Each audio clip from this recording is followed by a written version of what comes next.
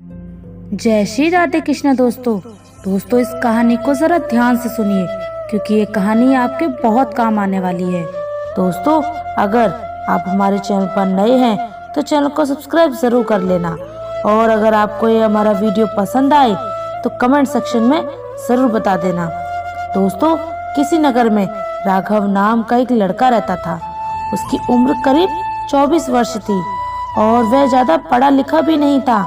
उसके पिता एक किसान थे और वह भी अपने पिता के साथ खेत में काम करता था। वह बहुत साधारण सा लड़का था। जब भी उसके सामने कोई नया व्यक्ति आ जाता तो वह उससे बात तक नहीं कर पाता था। यहाँ तक कि जिन्हें वह जानता था, पहचानता था, उनसे भी बात करने में उसे बहुत झिझकती थी। वह उनसे भी ठीक से बात नहीं कर पाता था। राघव किसी उद्देश्य के बिना दिन भर इधर उधर घूमता रहता। उसे ना किसी काम में रुचि थी, ना ही कोई ऐसा सपना था जिसे पाने के लिए वह मेहनत करता। राघव के माता पिता उसकी इस स्थिति को देखकर चिंतित रहते थे। वह सोचते थे इसका क्या होगा, ये अपने जीवन में कुछ कर पाएगा या नहीं। जब भी वह कहीं पर काम के लिए जाता तो लोग उसके इस सीधेपन का फायदा उठाते, उसे परेशान करते। वह कुछ ज्यादा कह नहीं पाता था, जिसके कारण उसे कोई कुछ भी कह जाता था और वहां से चला जाता। इन्हीं सब कारणों की वजह से उसका मन कहीं भी किसी भी काम में नहीं लगता। वह हर काम को कुछ ही दिनों में छोड़ दिया करता था। उसके मन में बहुत कुछ चल रहा था। उसके मन में विचारों के तूफान उठे थे। वह सबसे बहुत कुछ कहना चाहता था, लेकिन अपनी इस आदत के कारण वह किसी से कुछ नहीं कह पा रहा था। वह अंदर ही अंदर घुटता रहा था। सारे विचार, सारी बातें उसके मन में ही दबी पड़ी थी, लेकिन कभी भी वह किसी से भी अपने मन की बात नहीं बताता था। राघव एक दिन व्यर्थ की गतिविधियों में निकलता था। वह अक्सर खुद के बारे में सोच सोचकर परेशान रहता। धीरे धीरे उसकी ये आदतें उसकी सेहत पर भी पड़ने लगी। उसका शरीर कमजोर हो गया, आंखें लाल रहने लगी और वह मानसिक तनाव महसूस करने लगा। एक दिन उसके मित्र उसकी हालत को देखकर मजाक उड़ाने लगे। उसके दोस्त ने हंसते हुए कहा, अरे राघव, तुम तो बस इसी चाय की दुकान के स्थायी ग्राहक बनकर रह जाओगे। तुम्हारे जीवन का क्या उद्देश्य है? यह सुनकर राघव को बुरा तो लगा, लेकिन उसने अपने दोस्तों के तानों को भी गंभीरता से नहीं लिया। वह लड़का बहुत ही होशियार था, लेकिन पता नहीं क्या हो गया था। वह अपने जीवन का मकसद भूल चुका था और एक अजीब सा पागलों जैसे जीवन बिता रहा था। वह दिन भर अपना समय बर्बाद करता, सोचता रहता और बेकार कामों में उलझा रहता। ऐसा लगता था जैसे उसके जीवन का कोई अर्थ ही नहीं रह गया हो। राघव एक होनहार नौजवान था, पर पिछले कुछ दिनों और कुछ महीनों से वह एक अजीब सी लापरवाही का शिकार हो गया था। न उसे कोई काम की चिंता थी, न ही खाने की। कई गंदी आदतें उसने अपने आप अपना ली थी और अपनी जिंदगी में कुछ भी विशेष करने की वजह दूसरों के मामलों में ही उलझा रहता था। दिन का ज्यादातर समय वह अपने घर पर ही बिताता। वह करना तो बहुत कुछ चाहता था, बस कुछ कर नहीं पाता था। पूरे दिन सोचता ही रहता। राघव के माता पिता, दोस्त और उसके परिवार के बड़े बूढ़े कई बार उसे समझाने की कोशिश करते। एक बार उसके पिता ने कहा कि राघव, खुद पर ध्यान दे, दूसरों की जिंदगी में ताका झाकी मत कर। जो लोग मेहनत कर रहे हैं उनके पास खुद की जिंदगी संवारने का समय नहीं है। अगर तू भी खुद पर ध्यान देगा तो तेरी जिंदगी भी बेहतर हो सकती है। दूसरों के भरोसे मत बैठो कि कोई आके तुम्हारी मदद करेगा। और वह अपने बेटों को खरी खोटी सुनाने लगे। उन्होंने उसे इतना डांटा कि वह लड़का अत्यंत क्रोधित हो गया और वहां से बिना कुछ कहे वहां से चला गया। शाम हो चुकी थी और जब तक उसका बेटा घर नहीं लौटा, माता पिता दोनों बड़े ही चिंतित थे। वे अपने बेटे को वापस घर पर देखना चाहते थे, लेकिन राघव तो भागते भागते पहाड़ की चोटी पर जा पहुंचा। वह वहां से नीचे की ओर झांका करता था और ईश्वर से कह रहा था, हे भगवान, आपने मुझे ऐसा क्यों बनाया है? लोग मेरा मजाक उड़ाते हैं, लोग मेरी हंसी उड़ाते हैं। जब मैं इस दुनिया में अपने मन की बात रख नहीं सकता, तो किसी से कुछ कह नहीं रह सकता, तो फिर मैं इस जीवन में जीकर क्या करूँगा? जब भी मैं किसी से कुछ कहने की कोशिश करता हूँ तो लोग मेरा मजाक बनाते हैं, मेरी हंसी उड़ाते हैं। यहाँ तक कि वह मुझसे कुछ भी कहकर चले जाते हैं और मैं उनका जवाब नहीं दे पाता। ऐसा जीवन जीकर मुझे क्या मिलेगा? इसलिए मैं तेरे पास आ रहा हूँ। इतना कहकर जैसे ही वह लड़का कूदने की तैयारी कर रहा था कि अचानक उसका पैर फिसल गया और वह एक ढलान से लुढ़कते हुए नीचे जा गिरा। उसका सिर चोटिल हो गया और उसके पैर में भी गहरी चोट आई। राघव उसे कराहते हुए वहीं जमीन पर बैठ गया। तभी उसने देखा कि सामने से एक महात्मा गुरु उसकी तरफ आ रहे थे। एक महात्मा थे जो जंगल में एकांतवास करते थे। महात्मा ने उसकी हालत देखी और उसे सहारा देकर उठाया। उन्होंने बड़े ही प्यार से उसकी चोट को देखा और कहा, बेटा, ये चोट तुम्हें कुछ सिखाने के लिए है। क्या तुम जानना चाहोगे? राघव ने बड़ी कठिनाई से सिर हिलाया। उसकी आंखों में पश्चाताप और आशंका के मिश्रित भाव थे।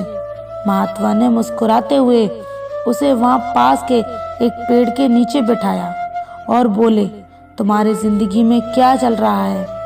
यह समझने के लिए मैं तुम्हारी हालत देखकर ही बहुत कुछ समझ सकता हूँ, लेकिन मैं चाहता हूँ कि तुम खुद बताओ कि तुम सच में अपने जीवन में खुश हो। राघव ने अपना सिर झुका दिया और तभी वह महात्मा उस लड़के से कहने लगा, बेटा, क्या बात है?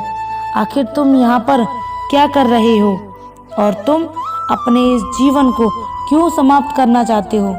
ये अनमोल जीवन बहुत कम लोगों के नसीब में होता है और तुम्हें ये जीवन व्यर्थ लगता है। इस पर वह लड़का कहता है, नहीं नहीं, कुछ नहीं, मैं तो बस यहाँ से जा रहा था। तभी किसी चीज ने टकराकर मेरा पैर फिसल गया और मैं यहाँ जा गिरा।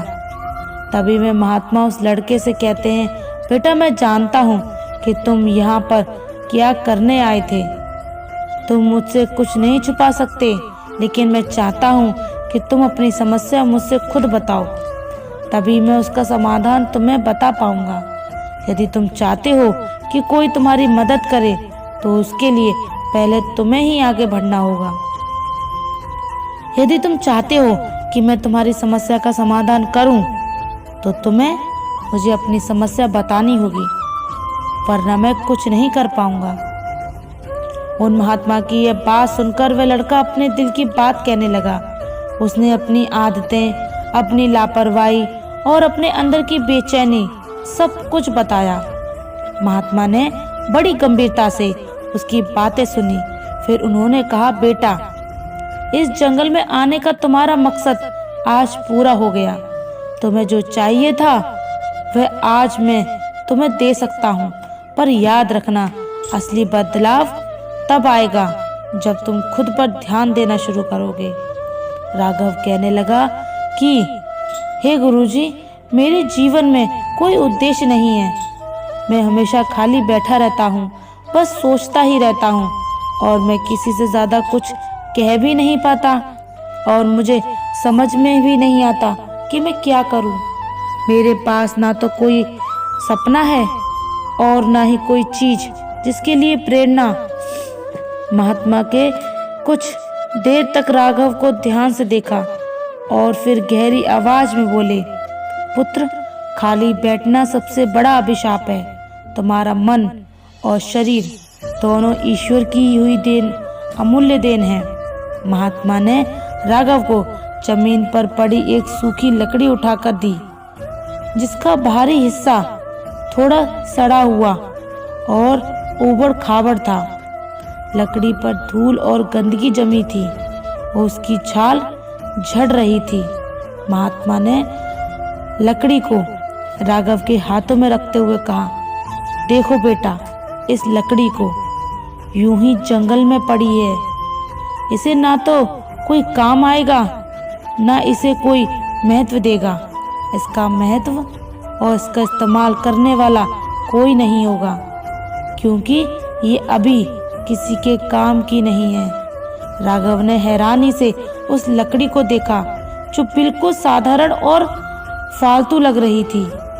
उसने सोचा कि आखिर महात्मा उसे ये लकड़ी क्यों दिखा रहे हैं और इसकी जिंदगी से क्या संबंध है। महात्मा ने उसकी उलझन को समझते हुए आगे कहा, अगर इस लकड़ी को तराशा जाए तो इसे नुकीला और मजबूत बनाया जा सकता है। अगर इसे सही तरीके से ढाला जाए और गढ़ा जाए तो ये तीर बन सकती है जिससे शिकार किया जा सकता है, या इसे एक ऐसा औजार बनाया जा सकता है जो लोगों के काम आए। महात्मा ने उस लकड़ी के टुकड़े पर अपनी उंगलियों से घुमाते हुए समझाया, ये लकड़ी अभी सिर्फ जंगल का एक टुकड़ा है। इसे देखकर कोई भी इसे फेंक सकता है, क्योंकि ये बेमतलब, बेकार और बिना किसी आकार की है। लेकिन जब इसे कोई कारीगर अपने हाथों से तराशता है तो यह एक नई पहचान पाती है। इसके उबड़ खाबड़ किनारों को काटकर इसे नुकीला और सटीक आकार देने के बाद यह किसी भी चीज को चीरने या काटने में सक्षम हो सकती है। जब यह केवल एक बेकार लकड़ी का टुकड़ा नहीं रह जाती, बल्कि एक उपयोगी औजार बन जाती है जिसे लोग महत्व दे लेते हैं। राघव इस बात को ध्यान से सुन रहा था और अब उसे धीरे धीरे समझ आने लगा कि महात्मा उसकी जिंदगी की तुलना इस लकड़ी से क्यों कर रहे हैं। महात्मा ने देखा कि राघव के चेहरे पर अब गंभीरता के भाव आ रहे हैं। फिर उन्होंने अपनी बात को और गहराई से समझाने के लिए कहा, ठीक इसी तरह तुम्हारी जिंदगी भी इस बेढब लकड़ी की तरह है। तुम में काबिलियत है, तुम्हारे पास बुद्धि है, तुम मजबूत हो, लेकिन सिर्फ बाहरी तौर पर। तुम्हारा जीवन अधूरा है और असफ हुआ है। तुम खुद पर ध्यान नहीं देते, न ही अपने समय और सामर्थ्य को सही दिशा में लगाते हो। इसलिए जैसे ये लकड़ी बेकार पड़ी थी, वैसे ही तुम्हारी जिंदगी भी बेमकसद हो गई है। महात्मा की बातों का असर राघव पर गहरा पड़ने लगा। उसे महसूस हुआ कि जैसे ये लकड़ी बिना आकार के सिर्फ एक जंगल का हिस्सा बनी रहती, वैसे ही उसकी जिंदगी भी बिना किसी दिशा के बह रही थी। महात्मा ने कहा, यदि तुम इन्हें व्यर्थ में बर्बाद करोगे तो ये जीवन भी बर्बाद कर देंगी। तो मैं सफलता के 10 नियम बताता हूँ। यदि तुम इन्हें अपनाओगे तो तुम्हारा जीवन बदल सकता है। राघव ने अपना सिर झुकाया और महात्मा की बातों को ध्यान से सुनने के लिए तैयार हो गया। पहला नियम, एक सपने को लक्ष्य में बदलो। महात्मा ने कहा, हर व्यक्ति के मन में कोई सपना होता है, परंतु केवल सपने देखना ही पर्याप्त नहीं है। जो अपने सपनों को लक्ष्य में बदलते हैं वही सफलता प्राप्त करते हैं। सबसे पहले ये तय करो कि तुम्हें अपने जीवन में क्या पाना है। यदि तुम यह नहीं जानोगे तो तुम्हारा जीवन बिना दिशा के एक भटके हुए जहाज की तरह होगा। यह सुनकर राघव ने सोचा कि उसने अपने जीवन में कभी कोई लक्ष्य निर्धारित नहीं किया था। उसका मन पहली बार अपने जीवन की दिशा के बारे में सोचने लगा। दूसरा नियम, समय का सही उपयोग करो। महात्मा ने आगे कहा, संसार में समय सबसे मूल्यवान चीज है। यदि तुम समय को बर्बाद करते हो तो ये कभी लौट कर नहीं आता। जो व्यक्ति समय की कदर नहीं करता उसे जीवन में सफलता नहीं मिलती। हर क्षण को एक अवसर की तरह देखो और उसका सदुपयोग करो। एक सही दिन वही है जिसमें तुमने कुछ नया सीखा हो या कोई ऐसा कार्य किया हो जो तुम्हारे लक्ष्य के करीब ले जाए। महात्मा ने एक छोटी सी कहानी सुनाई। प्राचीन समय में एक राजा था जो बहुत आलसी था। उसके राज्य का हाल बुरा था क्योंकि वह हमेशा सोचता रहता कि कल से काम करेंगे। एक दिन पड़ोसी राजा ने उस पर हमला किया और उसका राज्य शत्रुओं ने छीन लिया। तब उसे एहसास हुआ कि उसका आलस और समय की बर्बादी ही उसकी हार का कारण है। तीसरा नियम, ध्यान और एकाग्रता को अपनाओ। ध्यान वह साधन है जो तुम्हारे विचलित मन को एकाग्र करता है। यदि तुम प्रतिदिन ध्यान करोगे तो तुम्हारा मन शांत होगा और तुम्हारी एकाग्रता बढ़ेगी। महात्मा ने एक बोधक घटना सुनाई। किसी समय में एक युवा साधक अपने ध्यान में बहुत परेशानी महसूस करता था। उसका मन भटकता था और उसे कभी शांति नहीं मिलती थी। फिर उसके गुरु ने उसे पेड़ की जड़ों को देखने का निर्देश दिया। साधक ने देखा कि जड़ें जमीन में गहराई तक फैली हुई हैं और मजबूत हैं। गुरु ने कहा, जैसे जड़ें पेड़ को स्थिर बनाती हैं, वैसे ही ध्यान तुम्हारे मन को स्थिर करेगा। तब से साधक का जीवन बदल गया। चौथा नियम, छोटी छोटी आदत विकसित करो। महात्मा ने राघव को बताया, हर बड़ा परिवर्तन छोटी छोटी आदतों से शुरू होता है। तुम हर दिन एक नई सकारात्मक आदत अपनाने की कोशिश करो, जैसे सुबह जल्दी उठना, पढ़ाई करना या व्यायाम करना। लगातार छोटे छोटे सुधार तुम्हें महान उपलब्धियों तक ले जाएंगे। राघव को याद आया कि वह कभी अनुशासन में रहा ही नहीं। उसने सोचा कि अगर वह अपनी आदतें सुधारना शुरू कर दे तो शायद उसका जीवन भी बेहतर हो सकता है। पांचवा नियम, स्वास्थ्य पर ध्यान रखो। महात्मा ने गंभीरता से कहा, एक स्वस्थ शरीर में ही स्वस्थ मन का निवास होता है। यदि तुम अपने शरीर का ध्यान नहीं रखोगे तो तुम्हें सफलता प्राप्त करने में कठिनाई होगी। तुम व्यायाम करो, पौष्टिक आहार लो और अपनी दिनचर्या में संतुलन बनाए रखो। स्वस्थ ही सबसे बड़ी पूंजी है। राघव ने यह सुनकर सोचा कि वह कितना कमजोर हो गया था। उसने फैसला किया कि वह अपने शरीर को मजबूत बनाने के लिए हर दिन व्यायाम करेगा। नियम नंबर 6, सकारात्मक सोच रखो। महात्मा ने कहा, यदि तुम अपने जीवन में सकारात्मक सोच अपनाओगे तो तुम्हें हर स्थिति में अच्छा दिखने की आदत हो जाएगी। तुम अपने विचारों को नियंत्रित करो क्योंकि वही तुम्हारे कार्य को प्रभावित करते हैं। नकारात्मक सोच सिर्फ बाधाएं खड़ी करती हैं।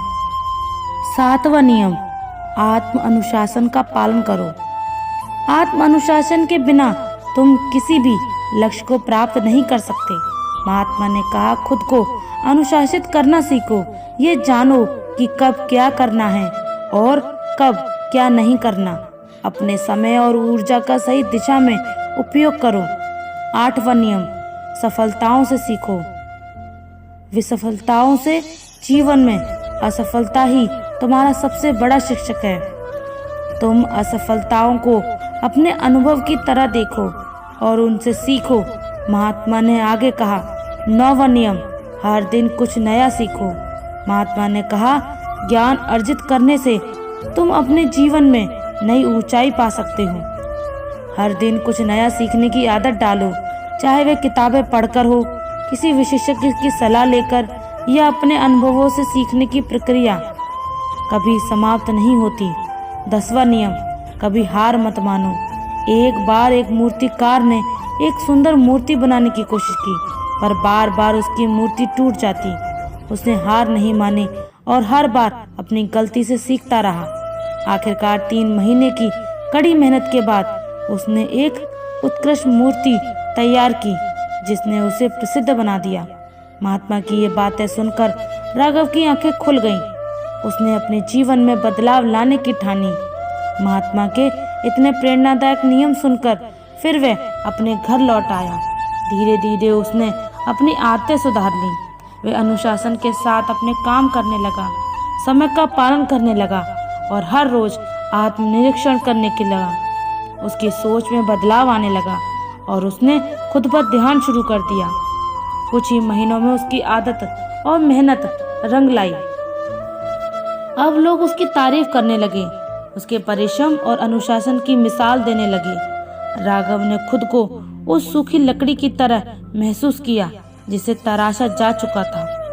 उसकी जिंदगी अब उस लोहे की तरह मजबूत हो गई थी जो किसी भी मुश्किल को काट सकती थी। इस प्रकार राघव ने महात्मा की सीखों पर अमल करने के अपने जीवन और अपनी जिंदगी को एक नई दिशा दी और खुद पर ध्यान देकर अपनी असल पहचान बनाई। दोस्तों, आपने आज के इस वीडियो से क्या सीखा वह मुझे आप कमेंट में बता सकते हैं। इसी के साथ हम उम्मीद करते हैं कि आपको आज की वीडियो पसंद आई होगी, तो इस वीडियो को उस इंसान को शेयर करें जिसे ये कहानी सुनने की ज़रूरत है और उसी के ठीक बाद चैनल को सब्सक्राइब करें।